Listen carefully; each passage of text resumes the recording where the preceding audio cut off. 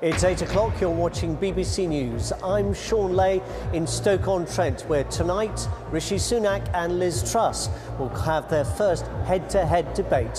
One of them will be the UK's next Prime Minister. Even before they meet in person, the two candidates have clashed today over immigration and over China. Tory Prime Ministers, Tory party members, perhaps from fewer than 200,000, will choose the next leader. The winner will be announced on September the 5th. Labour's leader Sir Keir Starmer attacked his Tory rivals' approach. He accused them of indulging in Thatcherite cosplay. And the former leader of the Ulster Unionist Party, Lord Trimble, who went on to play an important role in Northern Ireland's peace deal and became its First Minister, has died.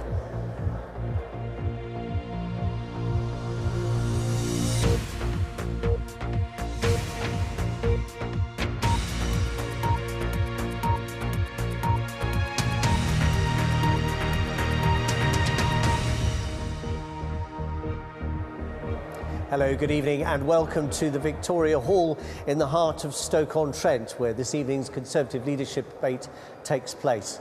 But we begin this hour with that breaking news. The death has been announced by the Ulster Unionist Party of its former leader, Lord David Trimble. He was 77.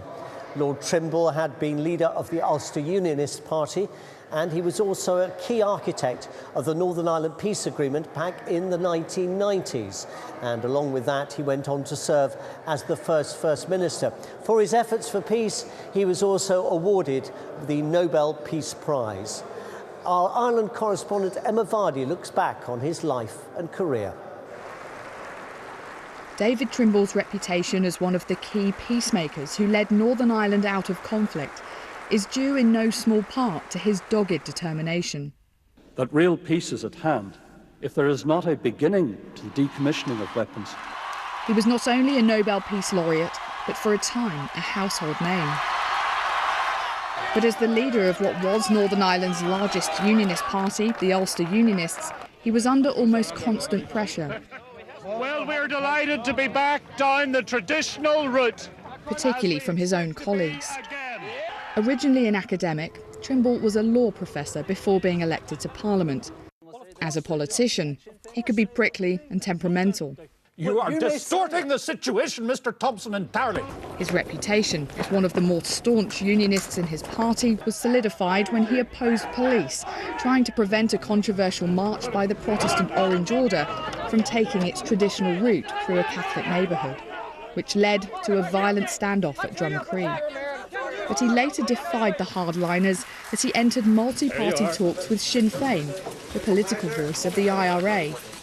Those discussions eventually led to the Good Friday Agreement, and Trimble became Northern Ireland's First Minister. But many in his own party felt he'd conceded too much, and that Sinn Féin could not be trusted, which led to a number of high-profile defections to the harder line DUP. Many within unionism spoke openly against David Trimble, and at the general election of 2001, the animosity spilled out of the polling station despite his narrow victory. Later elections saw the Ulster Unionist Party collapse from 10 seats to just 1, and David Trimble's policies were blamed. He eventually stood down as leader in 2005 and was later elevated to the House of Lords, where he continued to make the case for unionist concerns during the Brexit negotiations. Like the nationalist leader John Hume, with whom he shared the Nobel Prize, David Trimble was said to have sacrificed his party for peace. In sharing power with Sinn Féin, he always stated that he had done the right thing. Though at the time it came with great personal and political risks, he will be remembered as instrumental in forging Northern Ireland's path to peace. That was Emma Vardy reporting, and in a statement released by the Ulster Unionist Party about its former leader and on behalf of his family, the UUP said that Lord Trimble had died earlier today peacefully after a short illness. Now, here in the Victoria Hall in Stoke-on-Trent, the audience is starting to arrive for tonight's debate. This will be the first occasion on which the two surviving candidates to be the next leader of the Conservative Party and therefore the UK's next Prime Minister debate head-to-head. It's a BBC debate. We'll be broadcasting it live here on the BBC News channel, and it's also going out on BBC One as well as online for viewers who want to follow it that way.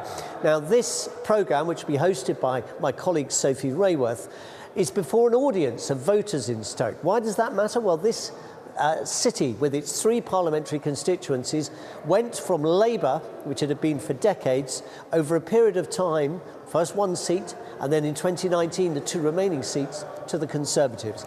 And the audiences of those who voted Conservative at the last election. The challenge for these 2 candidates is to convince them and the wider electorate watching at home that one of them is best placed to be the country's next Prime Minister. Let's talk now to my colleague Ione Wells, our political correspondent. Ione, we were talking a little earlier today about what the party candidates' expectations are, the Liz Truss camp and the Rishi Sunak camp. What do you think the party more generally wants to get out of this debate? Well, I think what's interesting tonight, speaking to MPs, speaking to the campaigns themselves, is there is a want for less of this kind of blue-on-blue fighting that we've seen emerge over the last couple of days and weeks in this campaign, with both sides attacking each other's records, but also attacking each other's current policies as well, whether that's Rishi Sunak calling Liz Truss's economic plan fairy tale economics, or Liz Truss's team referring to Rishi Sunak's plans for migration as potentially in breach of international law. I think this sort of infighting has worried a number of Conservative MPs, and I think certainly one thing which, the sort of campaigns are saying this evening, but also Tory MPs have been looking for, is a sense that there is a candidate who can bring the party back together. Remember, we've had months and months of Tory infighting, of briefing against each other, and one of the things that frustrated so many of those ministers that had to resign from Boris Johnson's government was a feeling that they were all talking more about themselves than about some of the policies they're putting forward. And that's particularly the danger, I suppose, during this rather protracted period. But this point in particular is quite important, isn't it? Because the ballot papers go out next week. That's right. This kind of week or two is now going to be really crucial. This campaign is going to run for the whole summer, but I think there is a real consciousness among both camps. The next 2 weeks are crucial, with a lot of Tory members typically voting quite early, a lot of them sort of having already potentially made up their minds. But that's not to say it's too late either. I was just told by some MPs that both candidates have been at a local cafe today here in Stoke-on-Trent, meeting some Conservative members with some local MPs, Jonathan Gullis, who's a Liz Truss supporter, but also Joe Gideon, who is a Rishi Sunak supporter. And both camps seem to think that they managed to successfully turn some supporters in the crowd from supporters of their opposition to undecided. So I think that sort of change of mind is something which both candidates will be hoping for tonight, particularly because there is a feeling that some members have already made their mind up. It's difficult though, isn't it? Because this is debate directly one-on-one. This is, you could call it blue on blue. It's not supposed to be attacks, but inevitably, in order to define yourself, you've got to find something that's negative, or at least less flattering, to say about your opponent. That's right. I think there's 2 things that we'll see at play here. There is, of course, as you say, what attacks may come out against the other, but also how well can they defend their own policies against robust questioning, both from their opposition, but also from our panel this evening of questioners and interviewers as well. Now, I think certainly, as you say, that sort of how much that blue-on-blue fighting comes out is one that they'll be watching. Both campaigns say they want to move away from that. They don't want to shatter the party, as one supporter of Liz Truss said this evening. But that sort of reunification of the party is something which both will be trying. Having said that, though, I think there will be an element to which both will be aware this is their real chance to get their message forward. Liz Truss has so far been topping a lot of the Tory members' polls. Rishi Sunak has been topping some of those snap polls after previous debates. So there's a lot in this for both sides to try and make up for. Rishi Sunak, I think in particular, feels like he's got to make up that gap between him and Truss in those members' polls. We can see Rishi Sunak arriving at the Victoria Hall. Presumably they'll go off into their own routes with their huddles of advisors, last-minute preparation. But in the end, once they get into the hall, in front of the audience, in front of the live cameras, they're on their own. That's right, and anything could be thrown at them, many questions. They'll have to react as well to what the other is saying, and that's part of the preparation that will be going on at the moment. How do they counter some of the lines they know that their opponent may have on them? So, for example, how does Rishi Sunak defend himself against Liz Truss's argument that tax cuts are what some of the Tory members want? These are the kind of questions which they will be sort of preparing their answers for as we speak. In terms of the questions they're going to be thrown, as you say, they'll face some contribution as well from some of the voters that we have here tonight, not necessarily questions, but sort of more general thoughts and commentary which may feed into this. In terms of the questions themselves, I don't even know what they're going to be, so I couldn't tell you. And the candidates certainly don't, absolutely. And even if we knew, we probably wouldn't say in case anyone's listening. But seriously, in terms of Liz Truss arriving, she is positioning herself as the insurgent, the challenger against the political and economic consensus of the last 20 years. She's been in government longer than Rishi Sunak has. That's right, and I think it's really interesting. There's a kind of spectre of Boris Johnson still really haunting this campaign. If you think about it, despite all the spin about change candidates, about a time for a clean start and fresh ideas, these are candidates who were both in Boris Johnson's government. One is Boris Johnson's current Foreign Secretary and one is Boris Johnson's former Chancellor. Both of them face this uncomfortable and slightly awkward dilemma, really, of having to explain why it is that they didn't implement some of these big ideas they had when they were in government. And also, I think there's also an interesting idea here of how they sort of sell their vision going forward, given that there's not going to be a new general election. They are, in some sense, inheriting the mandate of Boris Johnson and also inheriting some of the unfinished business as well. Ione Wells, we'll talk to you again later this evening. It's going to be a fascinating debate. Thanks very much for now. That debate begins, in just under an hour's time here on the BBC News Channel. We're going to carry on with our coverage throughout the next hour in the run-up to the hour of debate, which is also being broadcast live on BBC One. Now, the point that Ione makes there about this being inheriting the Prime Ministership is potentially a source of vulnerability for the Conservatives. Their last three leaders, at least initially, were chosen by party members and became Prime Minister. Last two leaders became Prime Minister without a general election making them Prime Minister. They subsequently fought and won general elections, but they got the job first without a general election. This will be the third occasion on which that happens. No sign yet that either of the candidates is committing to going to the voters anytime soon after they become party leader. On the 5th of September. They're expected to travel to Balmoral on the 6th of September to kiss hands, as it were, to accept the Queen's commission to form a new government. But that means that effectively the Prime Minister of the country will be chosen by, according to Chris Mason, about slightly less than 0.25% of the public. And that is also, potentially at least, an area of political vulnerability. But what are the challenges the two candidates are facing tonight? Our political correspondent Ben Wright reports. This contest is now a duel, a scrap for the keys to number 10. Only Tory party members get to vote for the next Prime Minister, and tonight's debate will sharpen the choice in front of them, but it will also show us all what the two contenders plan to do with power. Morning. Right now, it looks like Liz Truss has the most to lose from the jeopardy and glare of a TV debate. Polls suggest that she's romping ahead of Rishi Sunak in the battle for Tory party members, but there are still weeks of campaigning to come. Well, I think the stakes here are high for the country because we're choosing a new Prime Minister, and we have a chance here to choose a Prime Minister, Liz Truss, who has a vision for growth, low taxation and low regulation that will create jobs, increase wages and ultimately generate the tax revenue that will fund our public services. Tiny bit more. Yeah. It's the former Chancellor Rishi Sunak who needs to make up ground this evening. Well done. He's ripped into his rivals' plans for rapid tax cuts, saying they would harm the economy and fuel inflation. And the cost of living crisis is framing this leadership race. It'll come down to those big economic arguments, and I think on that, Rishi's sensible approach, dealing with inflation first, then looking to cut taxes, is what people want to see, because what we can't do is put the economy in jeopardy when we've already got inflation running really high at the moment. It's already proved a punchy contest. Candidates have rounded on their government's own record and each other. Divisions within the party are being paraded for all to see.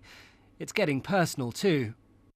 Today, the Culture Secretary Nadine Dorries mocked Rishi Sunak's taste for fancy tailoring in a tweet that prompted a backlash from some of her colleagues, while one government minister said the contest was puerile and embarrassing and risked putting the Tories out of power. Watching on, the Labour leader Sir Keir Starmer, today trying to contrast his plans for the economy with the argument raging in the Conservative Party. In one corner you have Rishi Sunak, the architect of the cost of living crisis. In the other you have Liz Truss, the latest graduate from the School of Magic Monetary Economics. Neither of them has the answers to the economic challenges that we face. But tonight's debate is a crucial chance for the would-be Prime Ministers to try and convince Tory party members they are credible and electable. With ballot papers set to hit doormats on August the 5th, there is now a small window for Rishi Sunak to try and close the gap on his opponent before the voting begins. For the candidates now prepping their attack lines and tactics, this debate will be the biggest test yet. Ben Wright, BBC News, Westminster. Well, let's talk now to a former Conservative advisor, political commentator, author of a book on William Hague's time as Conservative Party leader. She's Joanne Nadler. Joanne, thanks very much for being with us. How worried are you about the potential impact of some of these blue-on-blue attacks we've seen? I'm rather more worried this week than I was last week. I think that there's always an element of Punch and Judy, if you like, about these contests. But I think now that it's come down to the final two, and one of these people will be the Prime Minister of this country within the next few weeks, I think it's really time to change the tone of this contest to a certain extent. It needs to be robust, of course it does. There needs to be a debate, there needs to be scrutiny, but I think we don't want to see so many of these ridiculous personal comments, these trivial comments, because it really gives the impression of a party that is not taking its responsibility to the public particularly seriously. What do you make of the two candidates, the choice that the MPs have handed to the party activists? Frankly, I think it's pretty disappointing. I think that both of these candidates have very strong points about them. I think both of them thoroughly deserved a place in the cabinet. But I think that this was an opportunity not sought after by the members of the party necessarily, but an opportunity that MPs felt was essential to have a new start, to put behind it some of the scandals, real and in some cases exaggerated, of the past few months, and to have a proper rethink about what the point of the Conservative Party is. And for my money, there was only one candidate who really was able to articulate something of a more exciting vision. That was Kemi Badenoch, and because she's now not in the final two, I feel rather, shall we say, less excited than I did a month ago. Both candidates have tried to wrap themselves in the mantle of Margaret Thatcher. Situations and circumstances are different. They both argued about her policy legacy. Have they grasped, do you think, what made her such a unique political figure, both for the Conservative Party and for the country? Yes, I think they have. And in a sense, because they're appealing in the first instance to party members, it's not unreasonable to want to associate themselves with some of the successes and achievements of Margaret Thatcher. They know that that will play well to the party base. But on the other hand, I think they have to be very aware, for the reasons that I've said, that one of them will end up as Prime Minister, that their wider audience won't necessarily relate to that in the same way, and in many cases won't even understand what they're talking about. I mean, if you're younger than 45, then unless you've studied your politics closely, and why should you, quite frankly, if you're trying to get on with a busy life, you won't really understand what these references to Margaret Thatcher even mean. Now, you know, as somebody that's very interested in politics, I think that's a bit of a shame, but I think it's the reality. And I think, you know, it's another way in which sometimes the party appears just to be speaking to itself. Joanne, let me ask you, final question. Can you see Rishi Sunak serving in a Liz Truss government? Can you see Liz Truss serving in a Rishi Sunak government? Because ultimately, if the party wants to reunite, that's kind of what they're going to expect, isn't it? Yeah, it's very interesting that you should ask me that, Shaun, because I was actually thinking that if I was advising either of the two camps, and I think you can tell from my tone that I'm not, I think I might be inclined to suggest that they ask that of each other, that would either of them serve in each other's cabinet, because that might be a way to try and bring this, the status of this debate, and I don't just mean the debate this evening, but I mean over the next few weeks, into a more sort of positive, more positive approach to that debate. To answer your question absolutely bluntly, I find it quite difficult to imagine what role Rishi Sunak would take in a government led by Liz Truss. Not in any way because I think that he personally dislikes her or anything like that, but he has held, such a pivotal role in the government over the last 3 years. I find it difficult to imagine him taking, if you like, a lesser role, but I could be doing him a great disservice. I think it's more likely that Liz Truss would continue to serve in a government led by Rishi Sunak, but these are just tactical things. I'm not sure they necessarily go to the heart of the matter. Joanne Nadler, thank you very much. Well, let's hear from supporters of the two candidates. Now, conveniently for us, they both happen to be MPs in Stoke-on-Trent. I'm joined by Joe Gideon, who is the MP for Stoke-on-Trent Central since 2019, and Jonathan Gullis, elected in the same year for Stoke-on-Trent North, supporting Liz Truss. Welcome to you both. Thank you very much. It's lovely to have the circus in town, isn't it? With all the world's media, the British press media, and all the rest of it coming to Stoke. And this is an important place, not least for your party's prospects and winning in 2019, but winning again. Joe, first of all, what message do you think Rishi Sunak needs to get out in a place like this tonight, and if he becomes Prime Minister, beyond tonight? The message is very clear, and Rishi has a very honest message. He's a very competent, as a Chancellor, he really delivered for the people of Stoke-on-Trent, both in terms of the levelling up funds that he gave, but also during the pandemic, how he helped. And the message he needs to get out is that we're going to go through a bit of a tough time, but that's really important because we have to tackle inflation. Inflation is the real problem for people on low incomes, because when they go shopping they find that they can't buy enough, and in order to tackle that we've got to tighten our belts. But he really is a low tax Chancellor, so he will be a low tax Prime Minister. Tackle low inflation. Tax but not yet. Exactly, low tax but not yet. So the message is tackle inflation, grow the economy, and that's the key thing. Tackle, grow, and then we can cut the taxes. And people need to understand that. Jonathan Gullis, that looks like a very clear-cut dividing line between the candidates, because your argument and Liz Truss's argument is that economic orthodoxy hasn't delivered. But how do you answer that concern that tax rises, potentially, as they did for Anthony Barber back in 1972 when he was a Conservative Chancellor, give a kick to the economy, and then the economy can't actually deal with it, can't absorb it, we import more goods from outside, and inflation just carries on going up? Well, I think what's really exciting is we're having a battle of ideas, and that's what the Conservative Party has done. And at least both Liz and Rishi have very clear plans, unlike the Labour Party, who can't come up with anything. In fact, they just want to criticise what we do, which means that they're clueless themselves. What Liz is talking about is creating a low-tax economy. Why is that urgently needed? Well, we know that energy bills are going up. That affects people in their households, so by removing green levies,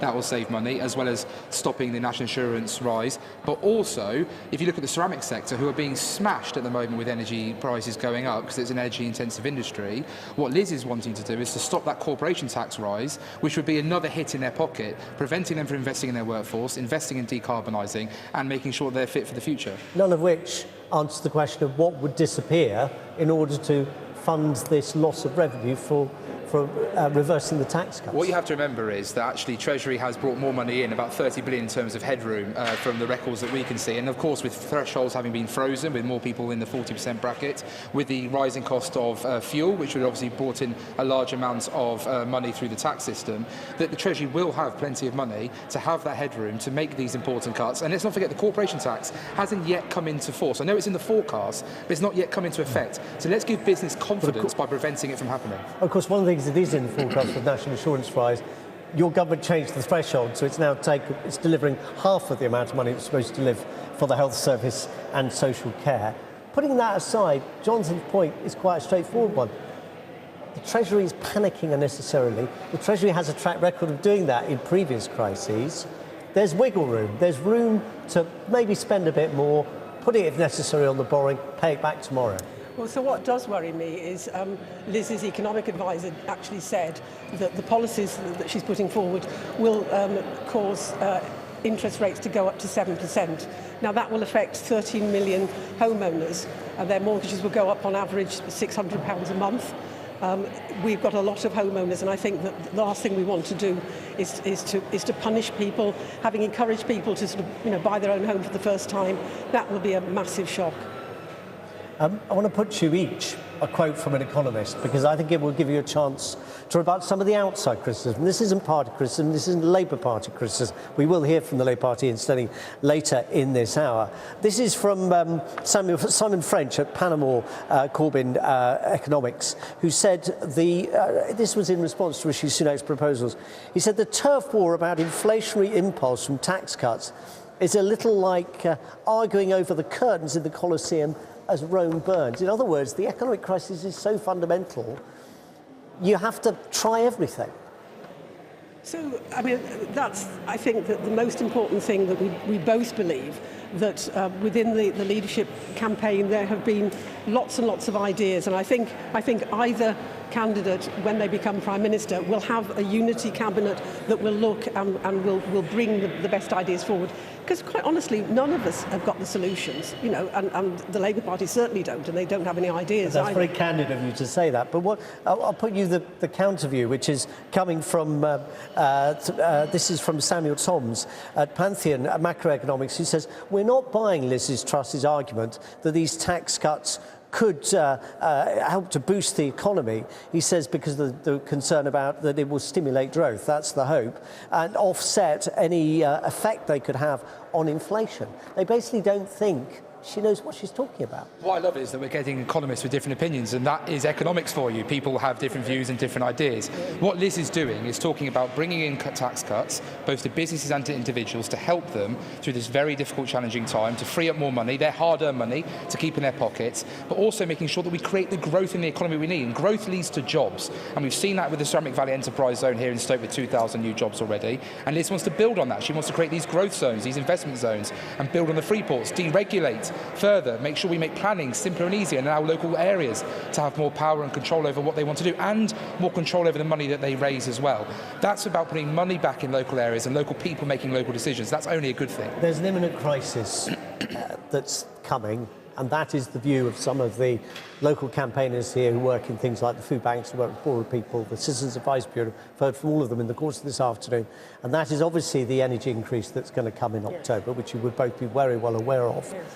And isn't the problem for whichever of your candidates becomes Prime Minister on the 6th of September that they will have to make decisions? I mean, Rishi Sunak says he will declare a national emergency and that will be galvanise government, but they will have to make decisions fast. All of this stuff is lovely for the longer term, but the crisis is now. Well, Liz is talking about what she wants to do is on day one, and she'll enact those changes. And look, Rishi as well. And at the end of the day, like you say, they have slightly different ideas on how to start this process, but they both agree that we should have a long-term low-tax economy. I just think Liz has got a plan that's going to put more money in people's pockets quickly by preventing the or by cutting the NI rise that's already just come into play, but also preventing the increase in corporation tax, which is going to stunt growth and investment in businesses, particularly, as I say, in our local area, who are desperate to decarbonise and hit that net zero target. Can I just say we have, very briefly, we have a number of emergencies, and waiting lists in the NHS is one such emergency that affects everybody in the country. Cutting removing the national insurance tax will have a massive impact on that, which is a really serious. Joe Giddy and Jonathan Gullis, MPs for Stoke, thank you both very much. Hope you enjoy the debate. That debate begins at 8 o'clock. Both our guests there referred to some of the issues that are facing Stoke. We'll talk more about those in the next half hour. But first, let's pause, take a look at the weather prospects. Here's Matt Taylor. Thank you both. Hello. Whether you had the clouds today or not, it certainly felt a good deal colder compared with this time last week, but temperatures were not far off where it would be normally for the stage in July. Some heavy showers around though. They were drifting through northeast England late afternoon, and through tonight they will push their way down towards East Anglia southeast. Not quite as heavy as they were earlier in the day. A few isolated showers continue northwest England, northwest Midlands, some in the north and west of Scotland. Many actually though becoming dry with clearer skies and a bit of a fresher start to Tuesday, even compared with Monday. Still some showers around those southernmost counties of England, particularly to the southeast first thing. A few showers developing from overall cloudy skies for England and Wales. They're brightening up in northern England. Lots of sunshine through Wales, southwest, the Channel Islands, Isle of Man. Sunny spells and isolated showers for Northern Ireland, and fewer showers in Scotland compared with Monday. And even though we've got that northwesterly airflow which keeps things that bit cooler, the winds will be lighter, although temperatures will have dropped another degree or so, 17 to 22 Celsius, a little bit lower than normal for the stage in July.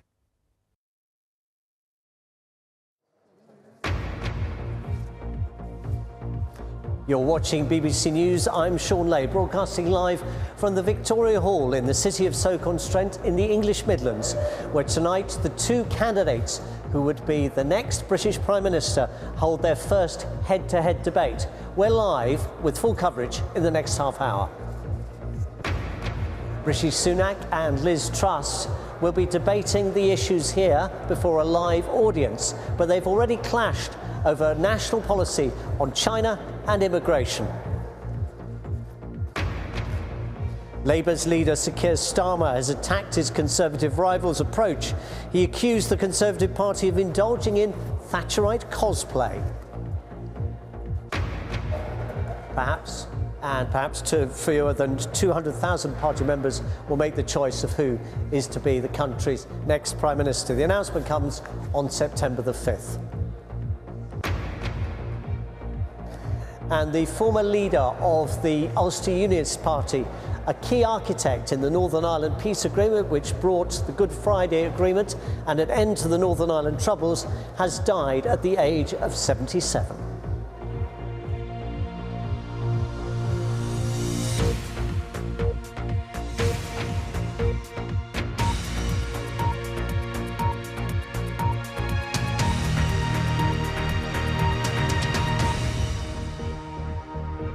Hello, I'm Shaun Ley. A warm welcome to viewers around the world who are joining us here in Stoke. Behind me you can probably see now filling up with journalists from the UK and around the world who will be reporting a debate that is not only about who will lead Britain's ruling Conservative Party over the next up to 2 years before a general election has to be held, but also who will be the UK's next Prime Minister in succession to Boris Johnson, who was deposed by his party a few weeks ago. One of the causes of that deposition was the resignation of his finance minister, the Chancellor Rishi Sunak. Well, he's one of the candidates tonight. The other is the serving Foreign Secretary, Liz Truss, both of them with wide international experience, both of them acutely conscious of Britain's place in the world and the challenges of its involvement in the Ukraine war, its decision to leave the European Union and its search for trade deals around the globe. We begin tonight with words on the debate itself from its host, Sophie Rayworth.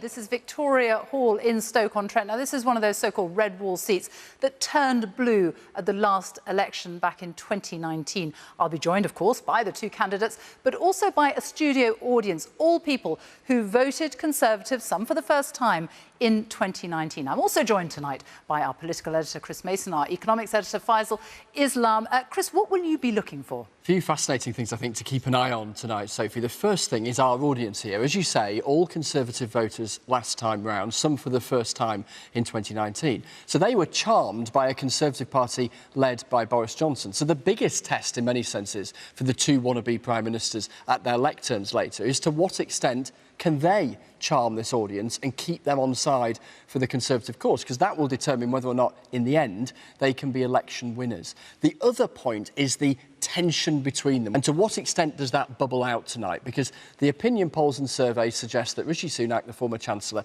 is considerably behind Liz Truss. So the stakes for him in particular are really high, and just a week before those ballot papers arrive with Conservative members, tonight arguably a chance for him to try and shift the dial. But with that, the stakes are high. And Faisal, one thing that does divide them, the economy. Yeah, there's a material chance that this leadership campaign leads to a change in economic policy. That's both tax and spend and possibly monetary policy, what the Bank of England does too. These are up in the air. And crucially, this all leads back to the cost of living crisis and what might change for households at home. Various policies are being offered. We haven't had all the detail.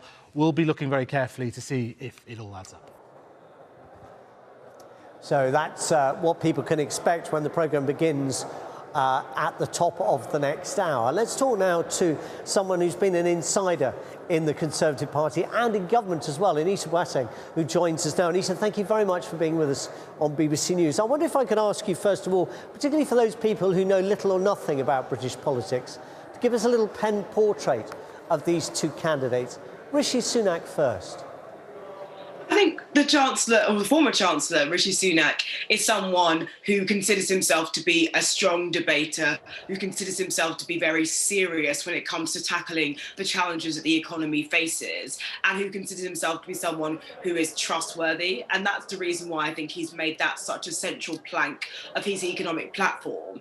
And he's really trying to tell the party, like he's been trying to tell MPs, and eventually, if he succeeds, will be telling the public that it's time to be realistic and responsible, and that's about making tough choices to steward the economy on to safer grounds. I think that is the thing that's going to come through in these debates this evening. He did resign from the cabinet, and so for some Conservatives, presumably that will be enough of a reason not to support him, because he didn't show loyalty, in their view, to the outgoing Prime Minister Boris Johnson. Liz Truss did stay loyal, but she's characterising herself as the insurgent. How come? Well, I think there's two different questions here, right? There's a question of loyalty to Boris Johnson, which I think is one part of the campaign, though I would argue actually not as big a factor as you might imagine. But the second is about challenging orthodoxy. You know, Liz Truss has very much presented herself as ripping up the economic rule book and saying that there is a way that you don't have to make tough choices and you can, quote unquote, go for growth, and as such deliver the kinds of revenue that you need to mean that you don't need to raise taxes significantly. So I think it's an insurgent campaign insofar as she is challenging quite a long period of economic orthodoxy. Let's talk about what the risks and the rewards are of a debate of this kind. Is it a format that is going to flatter the candidates, or would there be some concern, particularly in the party and perhaps in government, that it might simply encourage division? I think that's a very good question. Both of the candidates sort of need this to go incredibly well. The stakes are very high. You know, the former Chancellor Rishi Sunak kind of needs a game changer. It's very clear from the polling. It's telling one consistent story, which is that party members are not yet convinced that Sunak would be the best Prime Minister. And Truss, you know, who's admitted freely to not being the strongest debater, definitely needs to not fall over or trip up or do anything to weaken her lead amongst voters. I think that's a really good general question about the health of the party.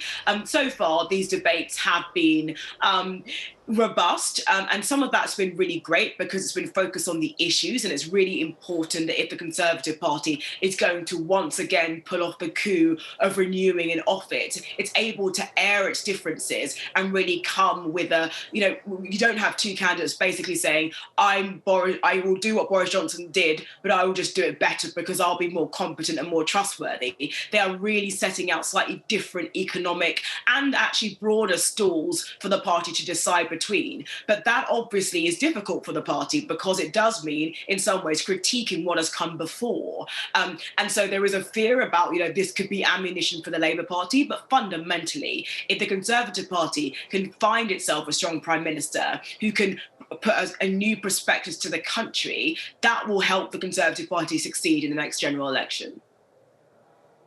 Now, a lot of the audience will be people who voted Conservative at the last election. A lot of the people watching won't be Conservative voters, certainly not Conservative Party members. How big a challenge is that to try and bridge the gap between what Conservative supporters might want to hear and what people who aren't Conservatives might want to hear from the Prime Minister of their country? Well, at this stage, I think it's right that the two members are talking to Conservatives. And I would say that Conservative members and Conservative voters are not that far apart. They might have slightly different economic backgrounds, members might be slightly less diverse, might be slightly older. But in terms of their core tenets of the belief, I've never really been convinced that they're that different. I think a lot of people will be watching this just to see the new candidates for the first time and potential prime ministers for the first time. I think at this stage, in terms of what the ultimate prize is, they will be very focused on winning over Conservative voters. But part of that, and part of winning over Conservative members in particular, is being able to convince them that they can win a general election. So there is this dual game going on, right, of one-upmanship with your opponent, of wanting to paint a vision for the future whilst not denigrating everything that happened in the past, and also of wanting to talk to Conservative Party members, but also making sure that electability is always foremost in their minds, because Conservative members do really care about being able to have a Prime Minister that wins elections. Anita Bertang, former Conservative Special Advisor, thank you very much. Very interesting thoughts there on why this matters and how they might handle the debate to come at the top of the hour. Let's talk to Annalise Dodds now. Annalise was former Shadow Chancellor for Labour. She now speaks for the party on women and equalities, and she also has an important campaigning role. Annalise Dodds, thank you very much for being with us on BBC News. Let me ask you, first of all, about what you think is the challenge that two members of the Boris Johnson cabinet, one current, one former, have to answer tonight. Well, I think the challenge for both of them is to show whether they continue to be those continuity candidates. Both of them have been deeply implicated in the last 12 years that we've seen of Conservative-led governments, those 12 years that now are resulting in a low growth crisis, in our cost of living crisis being so intense in Britain compared to in other countries, in our public services being in crisis, and so on and so forth. And I'm afraid they've been trying desperately, both of them, to distance themselves from all the decisions they've been implicated in. You know, those 15 Tory tax rises that we've seen over recent months. But ultimately, they have been responsible for that failure. And we don't see any new clear plans coming from either of them, from either Liz Truss or indeed from Rishi Sunak. We don't see those plans for the stronger, more secure economy that we need. Keir Starmer was setting out those plans today. I'm afraid they certainly weren't coming from those Conservative candidates. I'm glad you mentioned Sir Keir's speech today. One of the planks of that was the proposals for a new body to develop industrial strategy. Some voters might ask, after 12 years in opposition, you're proposing to take office and then develop an industrial strategy.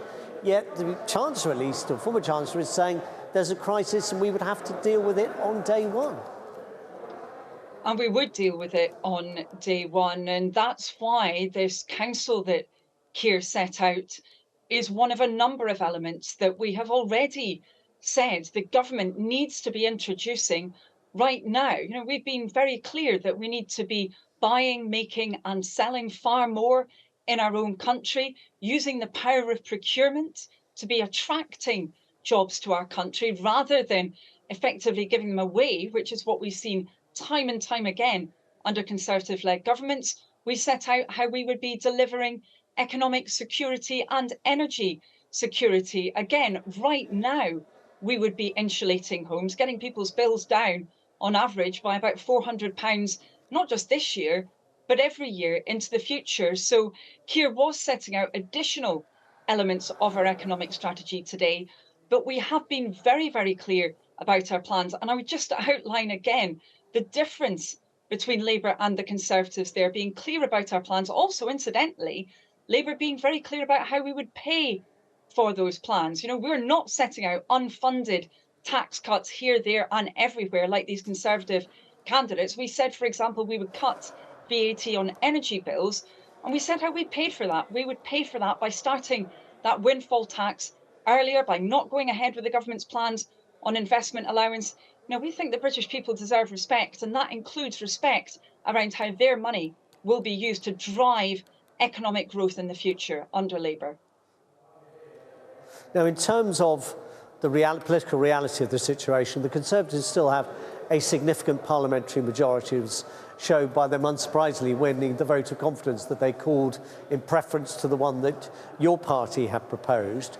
They therefore have up to 2 years under a new Prime Minister to establish a fresh start, to change gear, to, as they would see it, kind of reform themselves in office. Isn't that a real political risk for you as an opposition party, that you've spent the last couple of years honing your attacks on Boris Johnson? You now will have to deal with a completely different leader. Well, the fact is that the next Conservative leader is not going to be completely different. I mean, we saw Boris Johnson trying to distance himself from Conservative policies. He wasn't able to do that. The same will be the case with Liz Truss and Rishi Sunak, because they have been implicated in the last 12 years that we've seen, those years of really slow growth in the UK compared to other nations, and predicted slow growth if we continue with those Conservative policies. In fact, the slowest growth out of all of the G20, apart from Russia being predicted for our country under Conservative policies. So I'm afraid what we're likely to see is yet more Conservative continuity. Whether it's Liz Truss or Rishi Sunak, we won't be seeing that fresh start with either of them. There would be a fresh start with Labour. That's where the difference lies. Let me ask you finally, Annalise Dodds, about something that John Caldwell, the entrepreneur, philanthropist, very successful businessman who comes from this area, grew up in Stoke, still lives locally, was saying. He's desperate to see growth. He's desperate to see increases in productivity. He'd like to see more finance to help startups and develop new businesses, particularly in an area like the potteries. One way the two candidates have both said they would do it is by easing the Solvency II regulations that were passed by the EU to allow pension funds in particular to invest in some of the things that aren't listed, to give new startups fresh capital. Is that the kind of reform that a Labour government or a Labour Party in opposition indeed could endorse? Well, I have to say we've seen a lot of noise around those kind of reforms for a very, very long time from the Conservatives, and they haven't delivered on that. You know, Labour set out again very clear plans about how we would get startups going. We've announced an ambition of 100,000 new startups. We've set out how we would deliver that. We've also set out how we would be completely removing that business rates regime that holds so many startups back at the beginning of their economic lives, and how we would be radically reforming that system to be fairer for business. So what I really want to see tonight from Rishi Sunak and Liz Truss isn't yet more promises around some of these regulatory issues. I actually want them to be acting on that change that's needed for business, rather than yet more vague promises, because frankly, we've had those from the Conservatives for many, many years. Let me ask you finally about Labour's record in Stoke. You lost all 3 parliamentary seats over the course of a couple of elections. You lost control of the council. It is now run by the Conservatives jointly with Independents as a minority administration. I was talking to one party member who is also involved prominently in local community groups on this channel this afternoon, and she said really Labour had to accept it and let down the people of Stoke. Isn't there, in all the attacks on the Conservative record, particularly as it affects this part of England, perhaps room for a bit of humility from the Labour Party, which had political control of this area for decades and yet saw it decline? Well, of course, Labour had to be and continues to be humble after, unfortunately, we lost that 2019 general election, including, of course, our representation in Stoke quite so catastrophically. Of course, we need to reflect on what happened there, learn those lessons, and we have been doing that. We've been doing that, in fact, every single day, because I'm absolutely determined, and I've talked with many people in Stoke over the years. I know how ambitious they are for their communities, the huge potential that there is in places like Stoke. And just as Keir said this morning, We have got to have that stronger, more secure, fairer economy for the future. And that means using what should be the wealth of places like Stoke, that incredible industrial heritage, the people based there, the energy, the ambition that they have for their areas. That must be delivered on. And we've had so much hot air around this with alleged levelling up recently. It's not delivered. Labour is setting out how we will change that into the future. We will make sure we have that stronger, more secure economy up and down the country. And I hope that people in Stoke will be hearing that and will be looking again at Labour. Certainly that's been my experience, that people are looking again at Labour, even if they turned away from us previously. Annalise Dodds from the Labour Party, thank you very much for joining us this evening. Well, let's talk finally about the challenge of this debate, in particular in terms of the context of this part of England.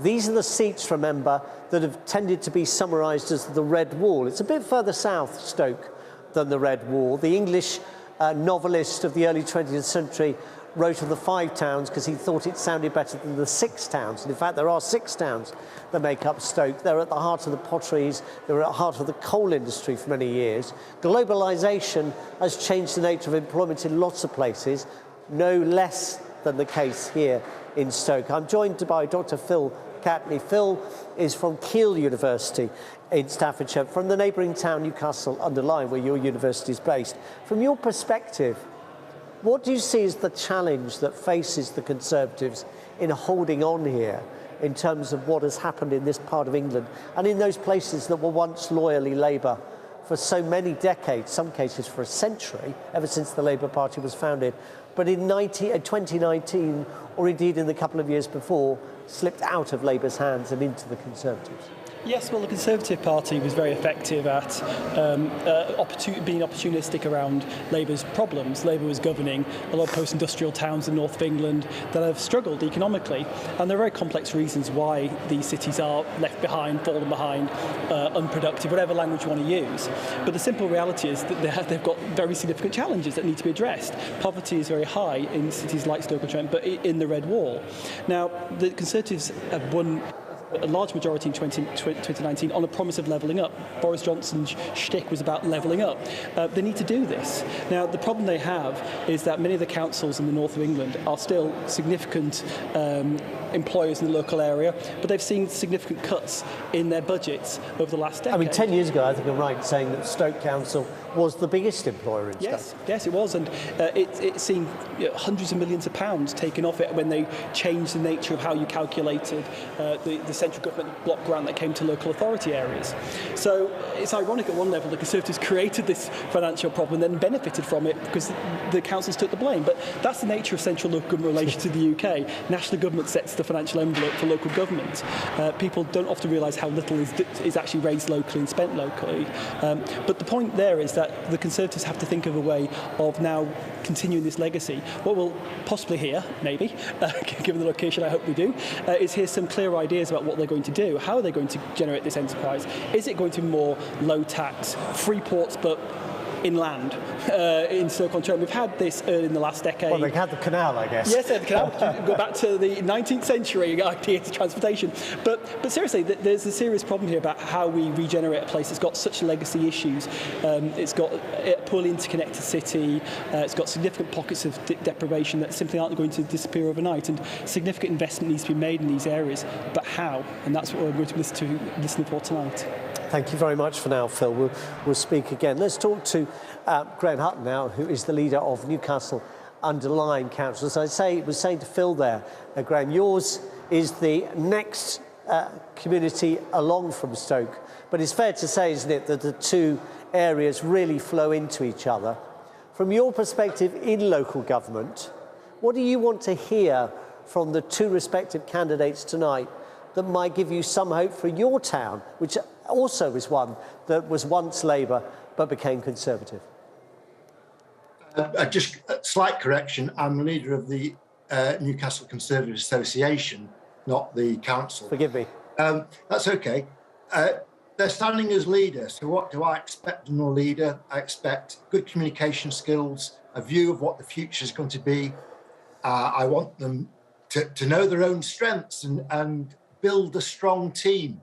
and actually delegate to that team rather than try and do everything themselves. So that's what I'm looking for. At the moment, I'm quite happy to have either of them, but the hustings have to show me how good they are at addressing what we expect to see in a leader, and particularly addressing the issue of Ukraine, which is causing the cost of living crisis, and building the economy so it's fit for the future. Are they talking too much about tax at the moment? It depends. You'll always find an economist to back your position. I do think that we have to grow the economy and probably bring some things back that we've outsourced to China.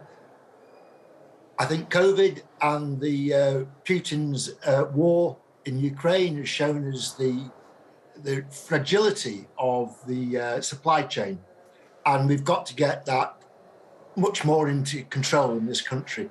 So that's the start. Let's get that supply chain sorted and our energy sorted. So and those are all possible. They're all easy to do relatively. Let me ask you finally about one other thing that Phil mentioned and several of my interviews have mentioned today, and that is levelling up. It's a phrase that people seem to have kind of absorbed. They now have a sense of what it's supposed to mean, but they're still doubtful over how much has actually been achieved on that agenda. You're at the sharp end of it. How big a challenge does that remain for the government? We've got over 50 million in Newcastle under Lyme, and if you come back in 18 months, 2 years' time, you'll see a massive difference in the town centre. We've already started, we've knocked down the old council offices, we're building a lot more housing in the centre because housing brings footfall and that supports the retail and the leisure industry. So Newcastle is looking at a rosy future. We've got a lot of new jobs coming. We'll be building new houses to support people.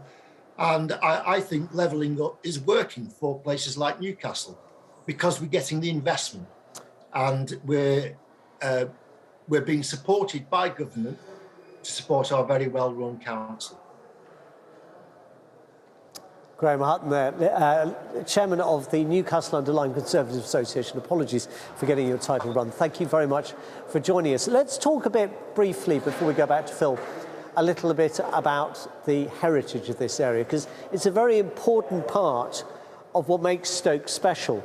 It really dates from the last quarter of the 18th century when the Trent and Mersey Canal was dug. Abundant supplies of both coal and clay combined together with the talent of ceramicists and potters to make products that made Stoke a name around the world. Dalton, Minton, Wedgwood, of course, Josiah Wedgwood, the great champion of Stoke. I've been talking to a man who, whether you watch television in the UK or around the world, you may well know, Eric Knowles, who is a ceramics specialist on the popular programme Antiques Roadshow, among many others. He gave me a sense of why that legacy of ceramics is so important to Stoke. Way back in the Middle Ages, through into the 17th century and into the early 18th century, it was just a cottage industry. People making pots to supply the local area. And then with the advent of the Industrial Revolution, and in particular Josiah Wedgwood, then everything changed. The factory systems came into being and huge volumes were being made for everyday use, as well as some exceptional pieces that would have been decorated for those with deep pockets. But Stoke in later years became famous for steelworks and coal mining. I think it was the fact that coal was in the area and the local clays were in the area that the pottery industry actually did begin to thrive. Now, it goes without saying that in the last 20 years or more, the pottery industry in Stoke has taken a serious hit. I mean, there are potters out there who are doing good business. But a lot of them are just small time. When I say small time, I mean they are basically operations of 3 or 4 or 5 people. So in some ways, the pottery industry in Stoke has reverted back to that almost cottage industry. So there's still some great pots being made in Stoke-on-Trent. But I've been going there for the past 45 years and more. In fact, I'm something of an honourable Stokey. The museums there are breathtaking. If you're a pottery person, Stoke-on-Trent is nirvana. So if you are heading to England for a holiday, put the potteries on your schedule. That's it from me here in the Victoria Hall in Stoke. In just a few moments' time, we'll be going inside the hall to my left, where we'll be hearing from the 2 candidates who would be the next Conservative leader and Britain's next Prime Minister from the beginning of September. Rishi Sunak, the former Chancellor, and the Foreign Secretary Liz Truss. Introduced by Sophie Rayworth, this is the BBC's Our Next Prime Minister.